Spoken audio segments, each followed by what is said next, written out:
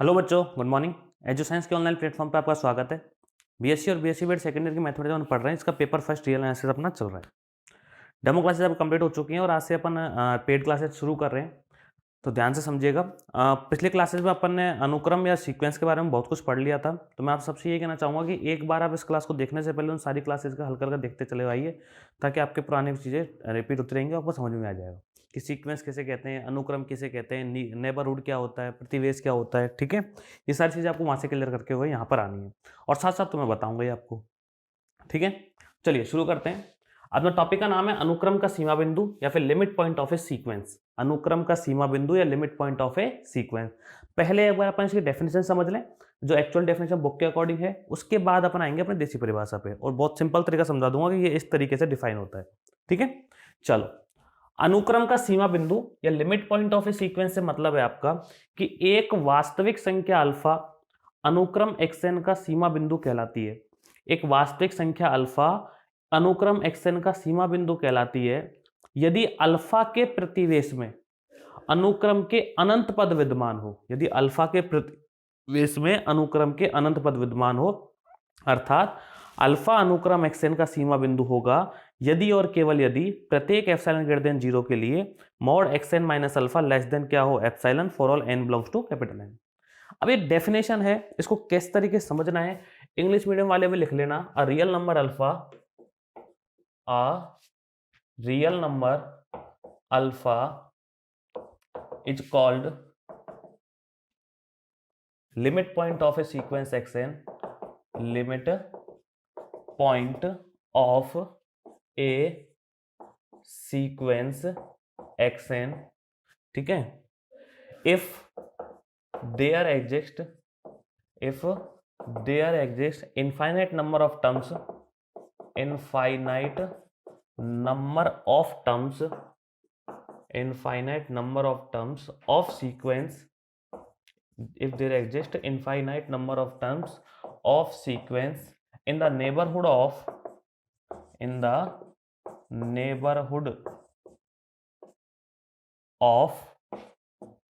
alpha, a real number alpha is called limit point of a sequence xn if there exist infinite number of terms of sequence xn in the neighborhood of alpha। ये कहना क्या चाह रहा है, पहले आप हर चीज को बहुत ध्यान से समझिएगा।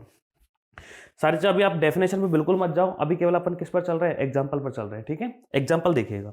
मैंने आपको एग्जांपल समझाया था, याद हो तो 1/n वाला, और मैंने आपको ये भी बताया था इसमें टर्म्स कौन कौन सी आती हैं।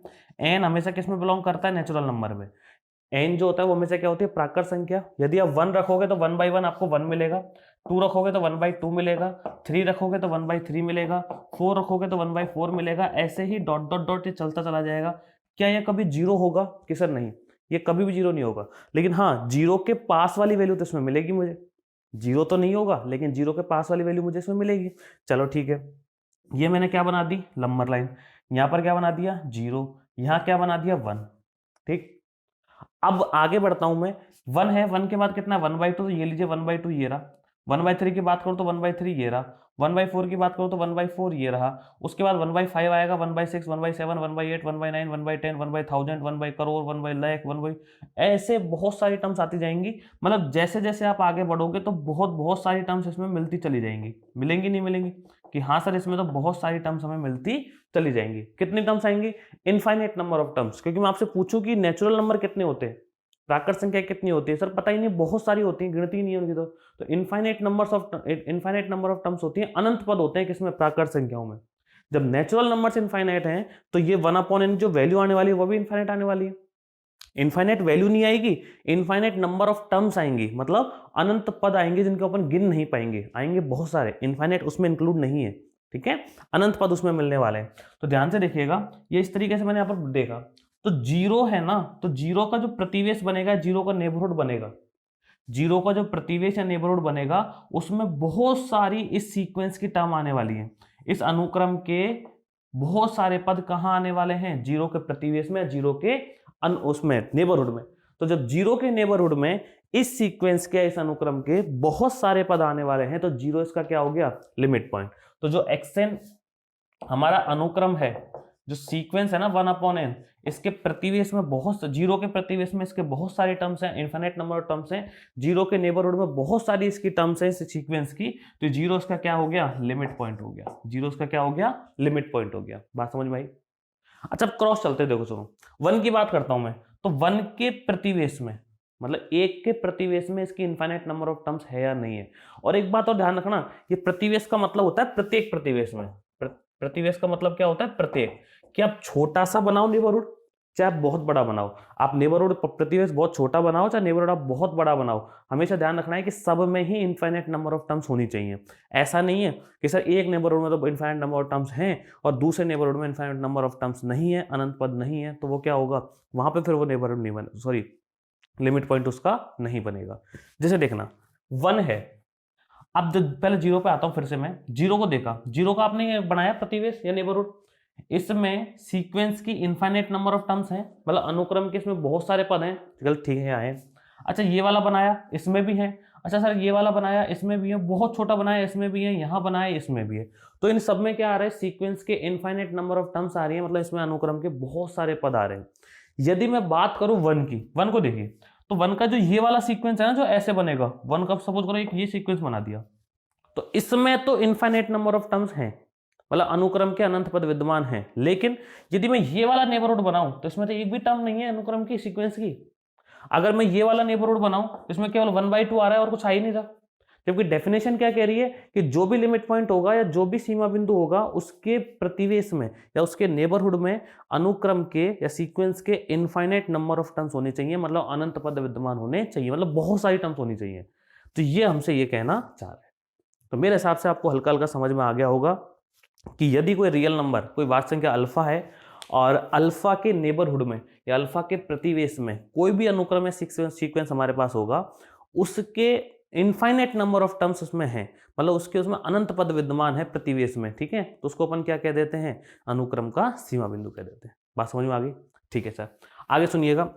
सीमा बिंदु या लिमिट पॉइंट के दो नाम और हैं, इसको गुच्छ बिंदु भी कहते हैं या पुंज बिंदु भी कहते हैं। गुच्छ बिंदु का मतलब क्लस्टर पॉइंट और पुंज बिंदु का मतलब एक्यूमुलेशन पॉइंट या फिर कंडेंसेशन पॉइंट, ठीक है, नाम है इसके अलग अलग। अच्छा सुनिएगा ध्यान से, लिखने का तरीका बन जाता है ये कि mod xn minus alpha less than epsilon for all n belongs to capital n। जहां अल्फा तो क्या है कि सर अल्फा तो लिमिट पॉइंट है, सीमा बिंदु, एप्सिलॉन क्या है, एक बहुत छोटी पॉजिटिव मतलब नंबर है, ये बहुत अल्प धनात्मक राशि है। क्या है ये? अल्प धनात्मक राशि। इंग्लिश मीडियम वाले वो लिख लेना, उसके बाद फिर ये लिखना है आपको, है ना, अल्प धनात्मक राशि, या फिर इसे अपन क्या बोल देते हैं, बहुत छोटी पॉजिटिव, बहुत छोटा पॉजिटिव इंटीजर है, मतलब बहुत छोटा है, ठीक है। अब इसका सेंस मैं आपको समझाता हूं, इसका मतलब क्या है, ठीक है। उससे पहले इसको लिखने का दूसरा तरीका मैंने आपको समझा रखा है, याद होगा तो, कि सर जो alpha minus epsilon less than xn less than alpha plus epsilon, अपन ये लिख सकते हैं। और इंप्लाइज करके अपन क्या लिख सकते हैं कि xn बिलोंग करेगा किसमें, अल्फा माइनस एप्सिलॉन और अल्फा प्लस एप्सिलॉन। पिछली सारी क्लासेज में मैंने आपको ये समझा दिया, पिछली सारी क्लासेज में मैंने आपको ये समझा दिया कि xn बिलोंग करेगा किसमें, अल्फा माइनस एप्सिलॉन और अल्फा प्लस एप्सिलॉन में। और alpha minus epsilon less than xn less than क्या होगा, अल्फा प्लस एप्सिलॉन होगा, ठीक है। क्लियर, यहाँ तक बातें समझ में आ गई होंगी। ये पहले से अपन लिख चुके हैं, xn इसमें बिलोंग कर रहा है, n बिलोंग्स टू क्या होगा, कैपिटल N होगा। चलो ये चीज आपको समझ में आई, लेकिन यहाँ पर जो मुद्दा बनता है कि जो डेफिनेशन मैंने लैंग्वेज में तो ये लिखी, मैथमेटिकली मैंने ये लिखी, इसका मतलब क्या है ये अपन को समझना है ना। बहुत ध्यान से सुनिएगा और बहुत ध्यान से सुनिएगा। ये आपके पास लिखा हुआ है mod xn minus alpha less than epsilon. क्या लिखा हुआ है, mod xn minus alpha less than क्या, एप्सिलॉन, ठीक है। What is epsilon? कि सर एप्सिलॉन जो है ना बहुत अल्प धनात्मक राशि है, बहुत छोटी संख्या है। अच्छा कोई भी जो छोटी संख्या होगी वो जीरो के आसपास ही होगी।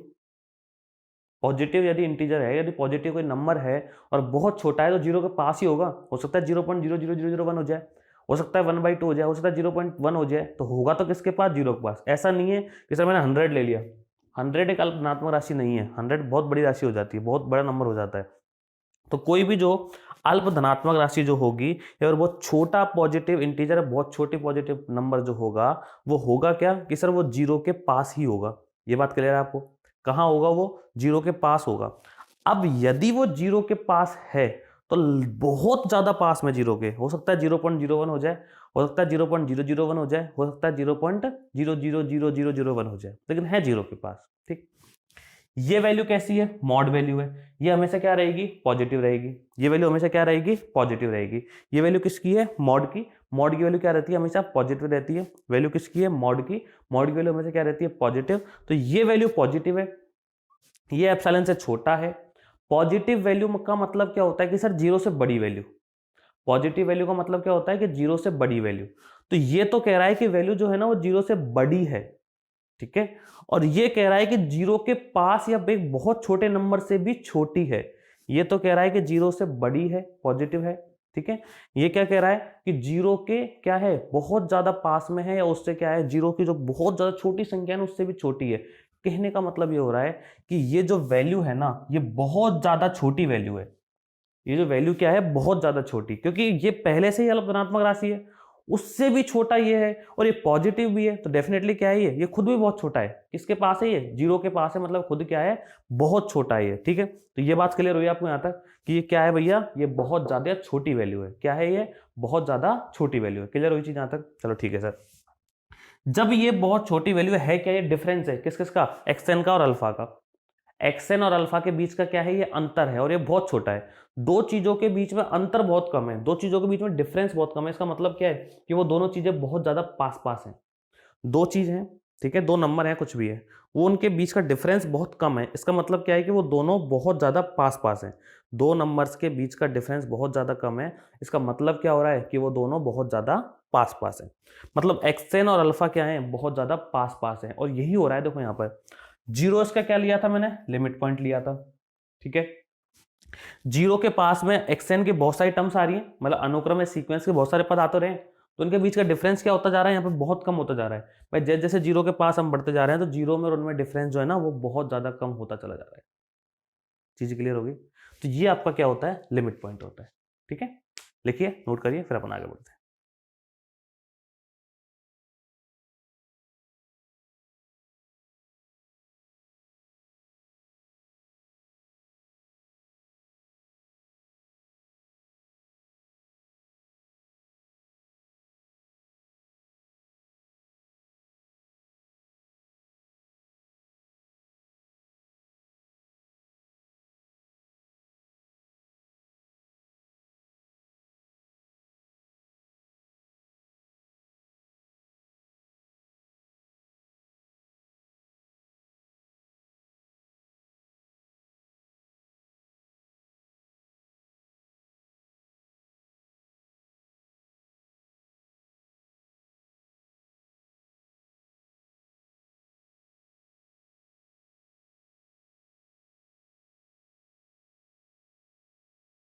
आगे देखिएगा, एक छोटी सी बात नोट डाल के लिख लीजिएगा कि सीमा बिंदु जो होता है, लिमिट पॉइंट जो होता है, वो जरूरी नहीं है जो सीक्वेंस है उसी की ही कोई टर्म हो। थोड़ी देर पहले अपन ने देखा 1/n वाला जो सीक्वेंस था, उसमें जीरो कभी नहीं आएगा, क्योंकि जीरो तब आता जब 1/infinity मिले। इन्फिनिटी नेचुरल नंबर होता नहीं है, ठीक है। तो जो 1/n सीक्वेंस था उसमें कभी भी जीरो नहीं आएगा, लेकिन फिर भी जीरो उसका क्या था, लिमिट पॉइंट था ना। तो आप ये कह सकते हो कि जो सीमा बिंदु है, लिमिट पॉइंट है, उसका सीक्वेंस की टर्म होना जरूरी नहीं है, उसका अनुक्रम का पद होना जरूरी नहीं है। कहने का मतलब ये कि सीमा बिंदु का अनुक्रम का पद होना आवश्यक नहीं है, कि limit it is not necessary to the limit point of a sequence to be the term of sequence, ठीक है। मतलब उस सीक्वेंस की टर्म लिमिट पॉइंट होना जरूरी नहीं है, वो कहीं बाहर से भी कोई टर्म हो सकती है, ठीक है। पहली बात ये होगी। दूसरी बात यह है कि अनुक्रम के सीमा बिंदु अद्वितीय भी हो सकते हैं, या परिमित अथवा अपरिमित सीमा बिंदु भी हो सकते हैं। मतलब जरूरी नहीं है कि जो लिमिट पॉइंट हो ना वो एक ही हो, वो एक से ज्यादा भी हो सकते हैं, ठीक है। यूनिक भी हो सकता है, या फिर जो डेफिनेट और इनडेफिनेट लिमिट पॉइंट्स भी हो सकते हैं। ये नोट इसके बारे में हो गया था, नोट करिए, फिर आगे बढ़ते हैं।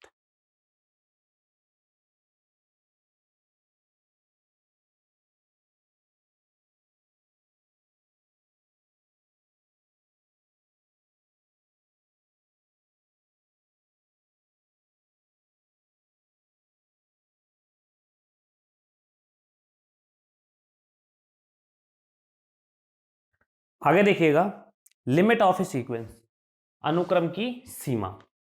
देखो अभी जो पढ़ा वो था अनुक्रम का सीमा बिंदु, अब है अनुक्रम की सीमा। सीधे सा फंडा है, क्लियर करूंगा दोनों को, डाउट क्लियर करूंगा और एक तरह से बता के चलूंगा कि दोनों में डिफरेंस कहाँ का होता है। लेकिन एक बार अपन इनकी डेफिनेशन को समझ लें दोनों की को, कि सीमा बिंदु है, लिमिट पॉइंट ने हमसे क्या कहा था और सीमा हमसे क्या कहना चाह रही है, ठीक है। उसके बाद देखते हैं पर आगे। सुनिएगा, पहले डेफिनेशन पढ़े अपन कि कोई रियल सीक्वेंस या वास्तविक अनुक्रम हमारे पास क्या है, xn है, और एक रियल नंबर या वास्तविक संख्या हमारे पास क्या है, जाई। एक तो रियल सीक्वेंस या वास्तविक अनुक्रम हमारे पास xn है और एक रियल नंबर या वास्तविक संख्या हमारे पास क्या है, जाई है। अनुक्रम xn की सीमा जाई कहलाती है। अनुक्रम जो xn है या सीक्वेंस जो xn है उसकी जो सीमा है वो क्या कहलाती है, जाई कहलाती है। यदि किसी एप्सिलॉन ग्रेटर देन 0 के लिए ऐसा धनात्मक पूर्णांक n0 विद्यमान हो ताकि मॉड xn माइनस जाई less than epsilon for all n greater than n0, ठीक है। डेफिनेशन वही, if xn is real sequence and a real number xi, then xi is called limit of a sequence if for epsilon greater than 0 there exists a positive integer n0 such that कि mod xn minus xi less than epsilon for all n greater than n0। अब इस पूरे scenario का मतलब क्या है, definition को मारो गोली, डेफिनेशन छोड़ो, बाद में समझेंगे। पहले अपन समझते हैं कि हमसे कहना क्या चाह रहा है, ठीक है। सुनना ध्यान से, फिर से देखो मैं वही एग्जांपल उठाऊंगा 1/n वाले। 1/n वाला मैंने एग्जांपल उठाया जो कि होता है 1, फिर 1/2, फिर 1/3, फिर 1/4, फिर 1/5, फिर 1/6 और फिर डॉट डॉट डॉट, ये बढ़ गया हमारे पास आगे, ठीक है। सिचुएशन कुछ ऐसी बनी होगी कि ये अपनी नंबर लाइन है, यहां पर हमारे पास 0 है, यहां पर हमारे पास 1 है, ठीक है। 1 के बाद नंबर 1/2 का है तो यहाँ 1/2 आएगा, उसके बाद 1/3, 1/4, 1/5, 1/6, 1/7, 1/8, 1/9, 1/10, 1/11, 1/500, 1000, करोड़, लाख, सब चलते जाएंगे और धीरे धीरे अपन किसके पास पहुंचते जाएंगे भैया, 0 के पास पहुंचते चले जाएंगे, ठीक है। क्या कोई एक सिचुएशन ऐसी आएगी, ध्यान से सुनना है इस बात को, बहुत मतलब रहस्यमय चीज है, ध्यान सुनो, मिस्ट्री है इसमें। क्या कोई एक सिचुएशन ऐसी आएगी जिसके बाद जो 0 है, जिसके बाद जो अपना 0 है उसमें और जो सीक्वेंस की टर्म्स हैं उनमें जो डिफरेंस है वो बहुत कम होने लग जाएगा। नहीं बस सुनो, आप 1/1 लाख करके देखो। मैंने जैसे 1/1 लाख किया, 1 लाख, ठीक है, तो लगभग 5 जीरो होती है, तो 0.00000 ये कुछ ऐसी चीजें बनेगी, ठीक है। मैंने 1/10 करोड़ कर दिया तो 0.0000001 कुछ ऐसा बनेगा, ठीक। क्या कोई ऐसी सिचुएशन आएगी, ये सीक्वेंस की टर्म्स है, अनुक्रम के पद है, 1, 1/2, 1/3, 1/4, 1/5, 1/6 इस तरीके से चलते जा रहे हैं। क्या एक सिचुएशन हमें ऐसी मिलेगी जिसके बाद अपन ये कह देंगे कि सर यहां तक तो है ना कि डिफरेंस बहुत ज्यादा था, मतलब किसमें, 0 की ओर हम बढ़ रहे हैं ना, 0 के पास हम जा रहे हैं, तो 0 में और सीक्वेंस की टर्म में देखो 0 में और 1 में जो डिफरेंस है बहुत है, 0 में और 1/2 में डिफरेंस बहुत है लेकिन पहले वाले से कम है। 0 और 1 में जो डिफरेंस था उससे कम है 0 और 1/2 में। उसके बाद क्या, 1/3 पे आ जाओ, तो 0 और 1/3 में जो डिफरेंस होगा 1/2 से भी कम होगा। 0 और 1/4 में जो डिफरेंस होगा वो 0 और 1/3, 1/2, 1 और इनके बीच में कम होगा। मतलब जैसे जैसे में टर्म्स आगे बढ़ती जा रही हैं इनके बीच में डिफरेंस क्या होता जा रहा है, कम होता जा रहा है।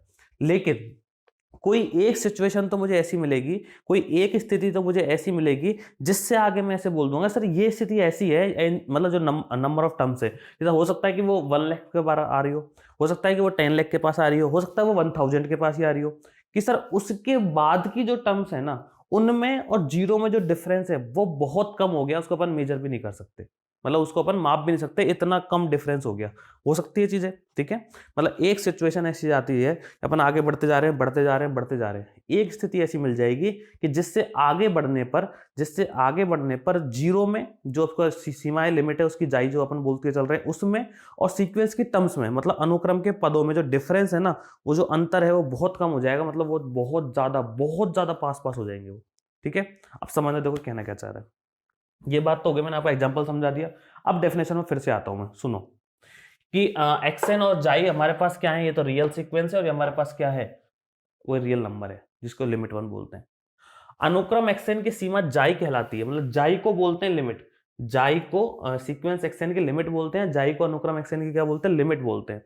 यदि किसी एप्सिलॉन ग्रेटर देन 0 के लिए, एप्सिलॉन मैंने आपको समझाया थोड़ी देर पहले कि एप्सिलॉन जो है वो बहुत अल्प धनात्मक राशि है, बहुत छोटी, बहुत स्मॉल पॉजिटिव क्वांटिटी है ना, के लिए ऐसा धनात्मक पूर्णांक n0, ये इंपॉर्टेंट है, ऐसा धनात्मक पूर्णांक क्या n0 किस पे डिपेंड करता है, ये एप्सिलॉन पे, मतलब n0 और एप्सिलॉन में कुछ ना कुछ लिंक चलेगी हमेशा हमेशा, हो कि मॉड xn माइनस जाई लेस देन क्या हो epsilon, for all n greater than क्या हो n0। देखो सुनना इसको ध्यान से, इसका मतलब क्या है, जो मैं आपको पिछले उसमें समझा चुका हूं, इसका मतलब क्या है कि सर, इसका मतलब ये है कि जो xn है, xn क्या है कि सर अनुक्रम का पद, मतलब जो xn है वो टर्म ऑफ ए सीक्वेंस है, वो बहुत सारी हो सकती है।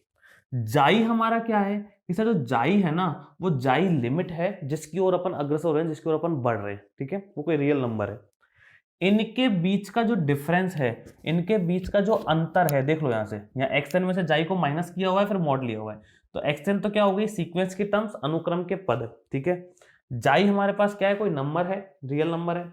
इनके बीच का जो अंतर है, इनके बीच का जो डिफरेंस है, वो एप्सिलॉन से भी छोटा है, मतलब एप्सिलॉन क्या है, धनात्मक राशि है, धनात्मक राशि, ये खुद पहले ही बहुत छोटी है, इनके बीच का जो डिफरेंस है वो भी इससे बहुत छोटा है, मतलब ये दोनों के बीच का अंतर क्या है, बहुत कम है। एक्सएन और जाई, इन दोनों के बीच का डिफरेंस क्या है, बहुत बहुत ज्यादा कम है, मतलब ये दोनों क्या है, बहुत ज्यादा पास पास है।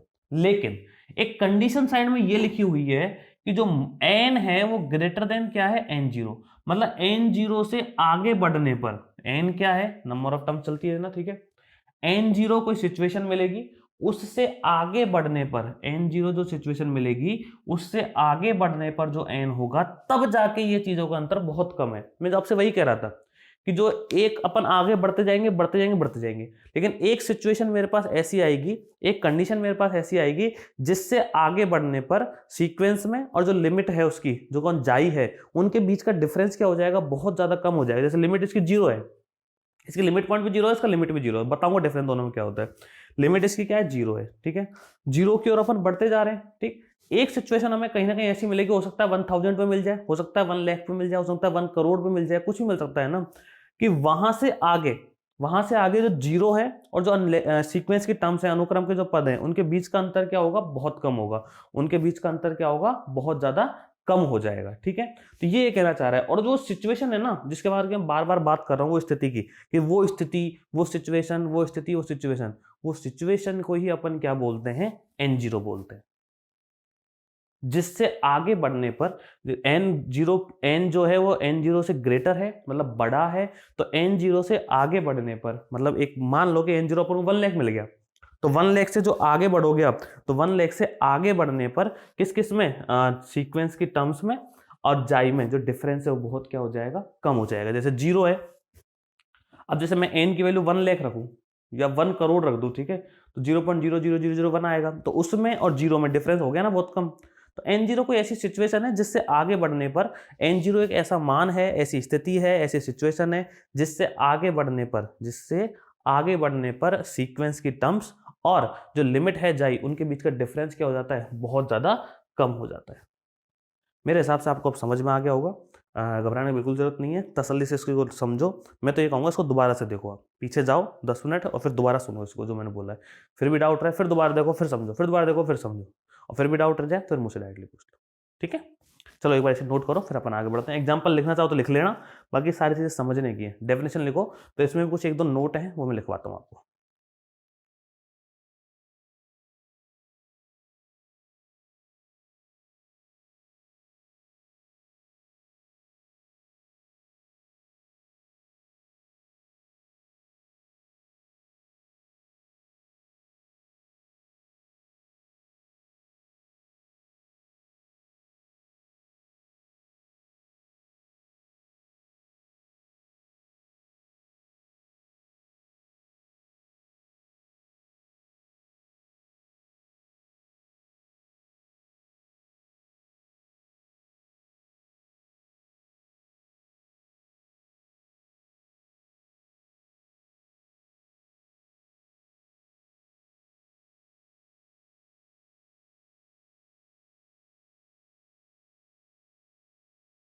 आगे देखिएगा, एक बात आप हमेशा ध्यान रखिएगा, चाहे आप नोट डाउन कर लो, कि जो लिमिट है ना वो लिमिट पॉइंट हो सकती है, मतलब कोई सीक्वेंस है उसकी जो लिमिट है वो लिमिट पॉइंट हो सकती है, लेकिन इसका जो कन्वर्स है वो होना जरूरी नहीं है। मतलब लिमिट पॉइंट का लिमिट होना जरूरी नहीं है, लेकिन लिमिट आपकी डेफिनेटली लिमिट पॉइंट हो सकती है। ठीक है, इंग्लिश हिंदी में समझ लेना, सीमा जो है वो सीमा बिंदु हो सकती है, होती है, ठीक है, लेकिन सीमा बिंदु का हमेशा सीमा होना ये जरूरी नहीं है। चले आगे देखो, एक एग्जांपल लिया मैं छोटा सा, है ना, ध्यान से सुनिएगा कि -1 की पावर है, ये आपके पास क्या है, एक सीक्वेंस है। यदि मैं इसमें ध्यान से देखूं तो मेरे पास जो टर्म्स है, देखो यदि आप n बिलोंग करेगा कैपिटल N में, n क्या होता है कि सर 1 2 3 4 कुछ ऐसा होता है, तो यदि n की जगह 1 रखा जाए तो -1 आएगा, 2 रखा जाए तो +1 आएगा, 3 रखा जाए -1 आएगा, 4 रखा जाए +1 आएगा, और डॉट डॉट डॉट चलता चला जाएगा। ठीक है, यही तो होगा, -1 +1 -1 +1 -1 +1 ऐसे चलेगा। ठीक है, क्योंकि पावर ही उसकी n है, तो सीधा सा फंडा, यदि n आपका विषम है, n आपका विषम बोले तो ऑड है, तो हमें डेफिनेटली जो xn है वो मिलने वाला है -1, और यदि n आपका सम है मतलब इवन है, तो जो xn है वो हमें क्या मिलने वाला है, +1। n यदि विषम है या ऑड है तो xn आपको मिलने वाला है -1, और n यदि आपका सम है या इवन है तो xn आपको क्या मिलने वाला है, +1। ये बातें तो हुई यहां तक। ठीक है, अब मैं इससे आगे बढ़ता हूं, सुनिएगा ध्यान से। बात करते हैं लिमिट की और लिमिट पॉइंट की। ठीक है, लिमिट और लिमिट पॉइंट के बारे में समझिएगा। लिमिट पॉइंट वो होता है जिसके प्रतिवेश में अनंत पद विद्यमान हो, ये तो बताया था मैंने कि जिसके नेबरहुड में इनफाइनाइट टर्म्स विद्यमान हो, लेकिन ध्यान से देखना इसमें केवल दो ही टर्म है, एक तो क्या है -1 और एक क्या है 1, मतलब आप एक तो -1 पे जा रहे हो और एक +1 पे जा रहे हो, इसके अलावा कहीं जा ही नहीं रहे, तो ये दोनों के दोनों क्या है इसके लिमिट पॉइंट। भाई सीक्वेंस में दो ही टर्म रह गई, कौन कौन सी, -1 और +1, कुछ बचा ही नहीं उसके बाद, तो भाई -1 और +1 रह गई, कुछ बचा ही नहीं, तो -1 और +1 दोनों खुद ही इसके क्या हो जाएंगे, लिमिट पॉइंट हो जाएंगे। मतलब जो सीक्वेंस हमारा ये है कि जो सीक्वेंस हमारा है -1 की पावर n, इसके जो लिमिट पॉइंट है -1 के पावर n का जो लिमिट पॉइंट है वो डेफिनेटली क्या होगा कि सर या तो -1 या +1। ये बात तो यहां तक क्लियर हुई। ठीक है, अब ध्यान से आइए लिमिट पर। देखो सुनो, लिमिट का मैं आपको सीधा सा सिस्टम बताता हूं। लिमिट का मतलब होता है कि कोई भी सीक्वेंस जिस पॉइंट की ओर अग्रसर हो रहा है, जिस पॉइंट की ओर आगे बढ़ रहे हैं अपन, जिसकी ओर अपन जा रहे हैं, लिमिट का सीधा सा मतलब यही है। सीमा का सीधा सा मतलब यही है कि अपन जिस पॉइंट की ओर आगे बढ़ रहे हैं ना, वो इसकी क्या हो जाती है, सीमा। जैसे मैंने उदाहरण एग्जाम्पल बताया था आपको 1/n वाला, इसमें जो टर्म्स थी वो 1 1/2 1/3 कुछ ऐसे चल रही थी आगे, है ना। ये सब की सब किसकी ओर अग्रसर हो रहे हैं, जीरो की ओर अग्रसर हो रहे हैं, लेकिन जीरो बनेंगे नहीं है, ये सब जीरो के पास भाग रहे हैं धीरे धीरे। और मैंने बार बार समझाया भी आपको कि साहब ये 0 और ये 1, तो यहाँ 1/2 1/3 1/4 1/5 1/6 ये सब किसके पास जा रहे हैं, जीरो वाले, जीरो बनेंगे नहीं है। तो जिसकी ओर अग्रसर होते हैं, ये जो लिखा हुआ था ना वहां पे कि limit n tends to infinity xn बराबर जाई, इसका मतलब यही है कि n टेंड्स टू इन्फिनिटी का मतलब नंबर ऑफ टर्म्स अपनी कितनी है, इन्फिनिटी है। एक्सन का मतलब क्या होता है, nवां पद या फिर nth टर्म होती है, और nवां पद या nth टर्म कौन सी होती है, वो सारे के सारे कोई से पद हो सकते हैं। n की वैल्यू 1 रखोगे तो पहला हो जाएगा, 2 रखोगे दूसरा हो जाएगा, 3 रखोगे तीसरा हो जाएगा, इस तरह के सारे आपको बढ़ते चले जाते हैं, है ना। सुनिएगा, तो limit n tends to infinity x n बराबर हमारे पास क्या है, जाई है। तो जाई जो है ना, अपन कर क्या रहे हैं, जब नंबर ऑफ टर्म्स इन्फिनिटी हो रही है, मतलब सारी टर्म्स अपन इंक्लूड कर रहे हैं, बहुत सारे पद अपन ले रहे हैं, तो जो अनुक्रम है वो किसकी ओर अग्रसर हो रहा है, जाई की ओर। मतलब अपन किसकी ओर भाग रहे हैं, जाई की ओर। जब यहां से भाग रहे हो ना 1 1/2 1/3, तो किसकी ओर भाग रहे हैं अपन, जीरो की ओर, तो जीरो ही इसका क्या है, लिमिट है। ठीक है, ध्यान से सुनिएगा, जिस पॉइंट की ओर अग्रसर होंगे, जिस बिंदु की ओर हम आगे बढ़ते चले जाएंगे, वही क्या हो जाएगा, उसका लिमिट हो जाएगा। अब यहां यदि मैं ध्यान से देखूं तो कभी तो अपन 1 पे पहुंच रहे हैं, कभी अपन +1 पे पहुंच रहे हैं, फिर -1 पे, फिर +1 पे, -1 पे, +1 पे, -1 +1, मतलब अपन किसी एक पॉइंट की ओर अग्रसर नहीं हो रहे हैं। हो रहे हैं क्या, अपन किसी एक बिंदु की ओर अग्रसर नहीं हो रहे हैं, मतलब इसकी सीमा विद्यमान नहीं है, जो इसकी लिमिट या फिर सीमा है वो विद्यमान नहीं है, विद्यमान नहीं है। ये क्या है, सीमा बिंदु। ठीक है जी, लिमिट वही होती है जिसकी ओर हम अग्रसर होते हैं, या जिसकी ओर अपन जा रहे हैं ना, जिस पॉइंट की ओर, वही क्या है, उसकी लिमिट है।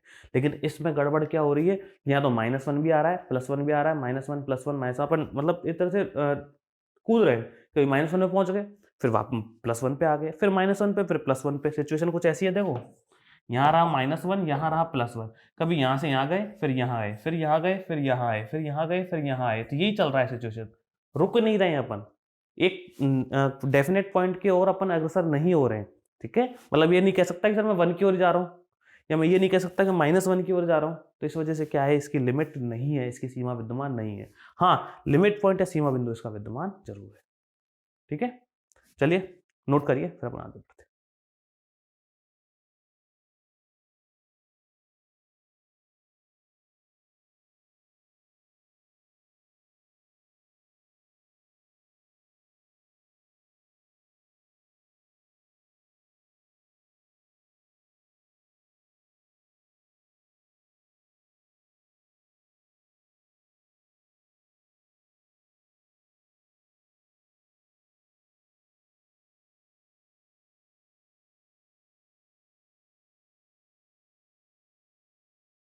ठीक है बच्चों, आज की क्लास में इतना ही, बाकी अपन कल पढ़ेंगे। छोटी क्लास रखी है इस वजह से, ताकि जो बच्चे अभी तक नहीं जुड़ पाए वो सब जुड़ जाएं। अपने फ्रेंड्स वगैरह को इन्फॉर्म कर दो, क्लासेस चालू हो चुकी हैं रियल की, फटाफट पेपर को ज्वाइन कर लीजिए। कुछ नए जो दोस्त हैं वो जुड़ना चाहें तो वो भी जुड़ सकते हैं, ठीक है। और पुराने टॉपिक जितने भी हैं सबको आप रिवाइज कर लीजिए एक बार। कॉपी आपने बना ली होगी, अच्छे से नोट डाउन आप कर रहे होंगे, तो सब कुछ को आप पढ़ते हुए आते रहिए। आपकी क्लासेस में वीडियो क्वालिटी सेट का ऑप्शन भी है और स्पीड का ऑप्शन भी है। कुछ बच्चे स्पीड का मुझे बताते हैं, तो मैं आपको पहले बता रखा है, फ़ोन को आप टेढ़ा करेंगे, ठीक है, हॉरिजॉन्टल करेंगे ऐसे, और यहाँ डबल टैप करेंगे तो 10 सेकंड आगे फॉरवर्ड होगा, डबल टैप करेंगे 10 सेकंड पीछे फॉरवर्ड होगा। तो स्पीड का ऑप्शन है। हो सकता है कुछ एक आध फोन में नहीं आ रहा हो, एमआई वगैरह का, कोई बड़ी बात नहीं है, लेकिन हाँ 99.99% जितने भी फोन से सब में ये ऑप्शन अवेलेबल है, क्वालिटी सेट का, और आपके पास इसका स्पीड का ऑप्शन है, ठीक है। आप क्लासेस को रेगुलर लीजिए। और आज मैंने क्लास छोटी इसलिए रख रहा हूँ ताकि आप पिछली क्लासेस को एक बार देखते हुए आ जाए, आपका रूटीन आप बना लें। जो भी 5-7 दिन का अपने जो गैप लिया था उसमें एडमिशन वगैरह चल रहे थे, इस वजह से तो आप जुड़ जाइए सबके सब बच्चे, और जो लोग अब तक नहीं जुड़े हैं उन सबसे इन्फॉर्म कर दीजिए, फटाफट वो सारे बच्चे जुड़ जाए, ताकि कोर्स को अपन प्रॉपरली फटाफट खत्म कर सके। सेकंड पेपर में जितना टाइम लगा था उसका हाफ टाइम भी इस पेपर में नहीं लगेगा। बहुत जल्दी अपन इस पेपर को खत्म करने वाले हैं, क्योंकि वो सब शुरुआत थी, नया नया पेपर था। हाँ लगता है टाइम उसमें, एक आध लेक्चर उसमें भी कंप्लीट हो जाएगा अपना पूरा का पूरा। तो सभी फ्रेंड्स को इन्फॉर्म कर दें, ज्वाइन कर लें रियल के पेपर को। बाकी मिलते हैं आपसे नेक्स्ट लेक्चर में। Thank you very much.